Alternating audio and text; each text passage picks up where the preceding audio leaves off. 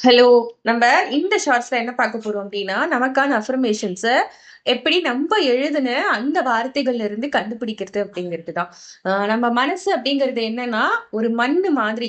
மண்ணுல என்ன விதை விதைக்கிறோமோ, அதுதான் விளைஞ்சு வரும். கரெக்ட்டா? நம்ம வந்து ஆப்பிள விதைச்சுட்டு அண்ணாச்சி பழத்த எதிர்பார்த்தா நடக்குமா? இல்ல வந்து தேங்காய வந்து நட்டுட்டு மாங்காய் காய்க்கணும்னு நெனைச்சா முடியுமா? முடியாது. அந்த மாதிரி தான் நம்ம என்ன எண்ணங்கள நம்ம மனசுக்குள்ள விதைக்கிறோமோ, அதுதான் முளைச்சு வரும். அதனால நம்மகிட்ட என்ன எண்ணங்கள் இருக்கு, என்ன உணர்வுகள் இருக்கோ, அதெல்லாம் வந்து ஒரு நோட்ல ஆற அமர உட்கார்ந்து எழுதிட்டு, அதையெல்லாம் வந்து நம்ம வாய் விட்டு நம்மளே படிச்சு பார்க்கலாம். யாருமே இல்லாத ஒரு தனி அறையிலயோ, இல்ல ஒரு முணுமுணுப்பா அது அப்படி இப்படின்னு நமக்குள்ளயே நம்ம பேசிப்போம் இல்லையா? அந்த மாதிரி கூட நம்ம அத வந்து படிச்சு பார்க்கலாம். அப்பவே வந்து நமக்கு தெரியும். ஐயோ! என்னடா இவ்ளோ நெகட்டிவா எழுதியிருக்கோம் அப்படின்னு பல பேர் அங்கேயே நம்ம கண்டுபிடிச்சுருவோம். நம்ம என்ன இவ்ளோ நெகட்டிவா யோசிச்சிருக்கோம் அப்படின்னு நமக்கே அங்க புரிஞ்சிரும்.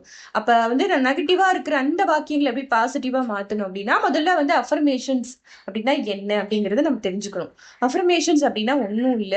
நம்ம பேசுற நமக்கு தேவைப்படுற எண்ணங்கள் எல்லாமே அஃபர்மேஷன்ஸ் தான். அப்ப உங்ககிட்ட பேசிட்டு இருக்கேன் இல்லையா?